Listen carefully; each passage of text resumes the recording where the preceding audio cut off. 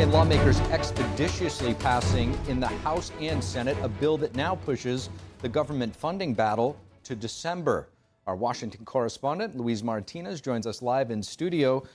Great to have you with us here in studio, Luis. From what I understand, it was a very slow day on Capitol Hill. No, very important day today with the passage of the continuing resolution to avoid a government shutdown. That date would have been next Tuesday on October 1st. But as you mentioned, we had the House and the Senate very expeditiously voted on and passed this continuing resolution, pushing the government funding battle until December 20th, 4 days before Christmas. So ultimately, both chambers passing the continuing resolution today. The Senate didn't even debate it. Was this kind of an unusual thing? No, Steve, this is actually very uncommon. Interestingly enough, yesterday, Tuesday night, Senate Majority Leader Chuck Schumer actually received unanimous consent from senators to put the continuing resolution to a vote once it passed the House. So they actually reached an agreement on voting on the CR before it had actually passed on the House floor. The agreement actually gave a 2-hour debate and no amendments.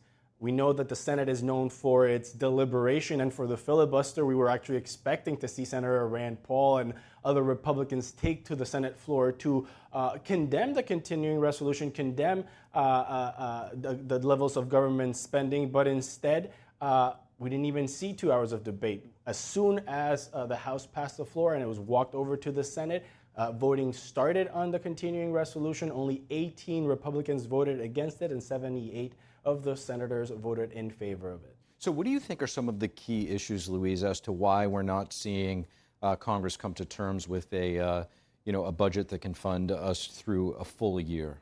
Well, the regular process would be 12 appropriation bills before October 1st, 12 government departments.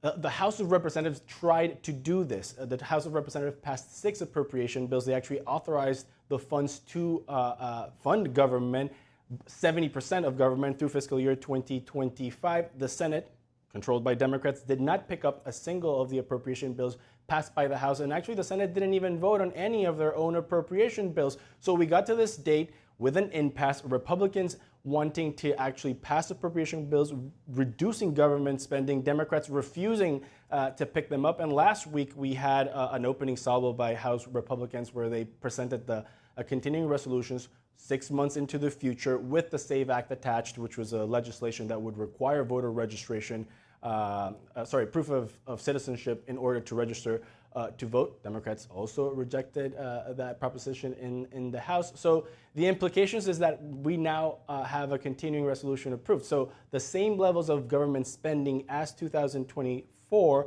are being used until December 20th of this year. With the exception that we actually added $231 million for the Department of Homeland Security for Secret Service protection for presidential candidates, and also $3 billion in Veterans Affairs. So technically, this continuing resolution actually increases government spending for the next 3 months. Separately, there's a lot of discussion in our country right now when it comes to election interference by other countries, specifically adversaries like China, like Russia, like Iran. Earlier today, lawmakers, were being briefed by the DNI, the senators there. What came out of that briefing so far? Right. So to just repeat what you were just mentioning, the Directorate of National Intelligence briefed senators on potential or actual threats, foreign interference in U.S. elections. Senators mentioned Iran, Russia, and China. Let's listen to what Democrat and Republican Senator Warner and Sullivan had to say about this briefing. I think the integrity of our election system has never been stronger. CISA, the FBI, and the community, I think we are well protected there. Every Russian, every Chinese is going to know how corrupt all of your officials are, because they're all corrupt and they're all multimillionaires, and we know it, and we should let their citizens know it. So interesting things coming out of this briefing, or at least what we hear from senators, because of course these are classified briefings. We heard Senator Warner actually mention that according to what he heard from the briefing, Russia is trying to counter or at least meddle in Trump affairs, while you have Iran. Sorry, I'm correcting. Iran is supposed to be meddling in Trump campaign affairs, while Russia is targeting the Harris campaign, and apparently China is targeting down the ballot races. And then we had Senator Sullivan actually go on the offensive. He mentioned something very interesting, that if Russia, China, and Iran continue to interfere in U.S. Elections, the U.S. will deploy information operations. So what Senator Sullivan threatened Iran, Russia, and China, specifically their leaders, is to letting their populations know how corrupt their officials are, mentioning by name Xi Jinping, Vladimir Putin, and of course, Ayatollah Khamenei. We'll certainly be keeping an eye on all of that. Luis Martinez, thank you so much.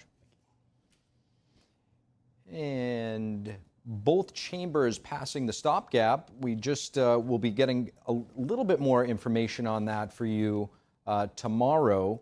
In the meantime, we will continue to discuss this with Luis in his reporting. But right now, experts gathering in Washington, D.C. to assess how strong U.S. policies are in countering the Chinese Communist Party. NTD's Melina Wisecup has more on the China panel hosted by the Victims of Communism Memorial Foundation. The Chinese Communist Party is an unprecedented threat, lawmakers say, and standing up to that threat could mean relinquishing practical interests. When you think of the challenge we faced with the Soviet Union, our economies were not intertwined nearly to the degree that we are with China. One area I'm very concerned about in my district is there's a Chinese battery company that partners with Volkswagen, and they're trying to make batteries in the United States, and our state government is subsidizing it. They're going to try and get federal tax credits, dollars from taxpayers in America, and there are direct links to forced labor in Xinjiang.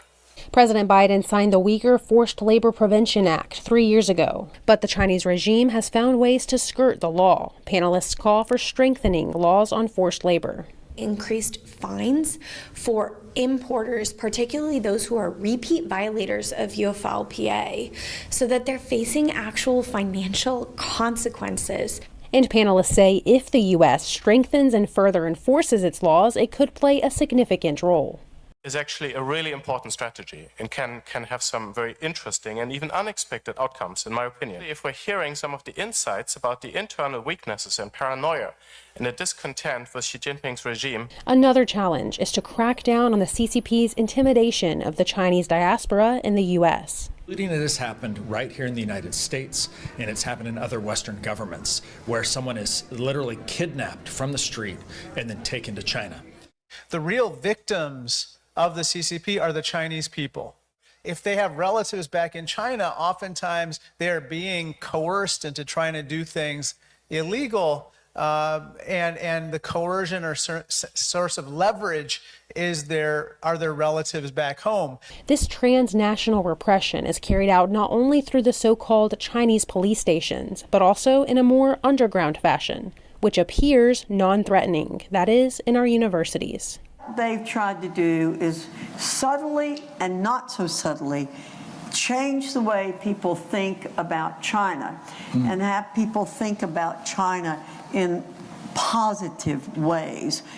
Has the issue been resolved? No. That's what I mean. Many A lot of them, these places, they've quit calling themselves Confucius Institutes in most places. They now call themselves cultural centers and other kinds of things. To further pressure the CCP and expose its malign acts, Congress this evening passed a bill to sanction CCP officials directly. Now it's headed over to the Senate, joining several other CCP-related measures recently passed in the House, including the Falun Gong Protection Act, a measure meant to stand against the regime's systematic persecution of spiritual adherents, who are still among the most persecuted groups inside of China today. Reporting from Washington, D.C., Melina Wisecup, NTD News. So how does the CCP plan to dominate key industries? And could their telecommunications systems, like Huawei, act as a Trojan horse to cause devastation in the United States at the flip of a switch? We spoke with Representative John Moolenaar, chairman of the House Select Committee on the strategic competition between the U.S. and the CCP, to get his insights.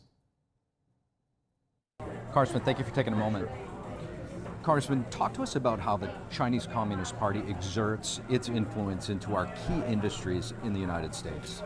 Well, they have a very strategic plan on dominating different key industries, and what they do is typically they pick a national champion in China. They heavily subsidize that champion and find ways to destroy the competition through unfair trade practices. That could involve stealing technology, subsidies, dumping, overcapacity, and so that's something we've seen them do in different industries, and they're targeting key areas that they believe they can be dominant in. You've spoken about, the human nature aspect of saying, show me the smoking gun. Talk to us about why that doesn't apply to this particular instance. Well, I think we have to start with the understanding that Chinese businesses are all part and beholden to the Chinese Communist Party. So there is not truly a private sector that is separate from the Chinese Communist Party. And when you consider that their national security laws require accountability and subservience to the Chinese Communist Party, it just is a very different structure for business, and it's something we need to be mindful of. Talk to us, if you could, about Huawei, the telecom giant, and the rip and replace that you talked about, the expenses that it's caused the American people, and also with regard to what we saw happen with Hezbollah in Israel, how essentially Huawei could be a Trojan horse in a certain sense. Well, in the area of telecommunications, the Chinese picked Huawei as their national champion, and we're very successful around the globe. And now we're in the process of the rip and replace, trying to get that technology out of our systems and making sure we don't have those vulnerable. When it comes to electronics, the level of sophistication, the ability to whether it's hacking or different types of cyber threats, there are tremendous vulnerabilities, and we need to be mindful of that, whether it's our military, our infrastructure, everyday communications of Americans. We know that China has a strong surveillance program, where they monitor what's happening in their country, but they're also exporting that surveillance system around the globe. And it empowers autocratic leaders. And so for some countries, it's an attractive thing, and they're becoming more dependent on the CCP. Thank you for watching the Capitol Report. If you want to see our full broadcast, check us out at epochtv.com.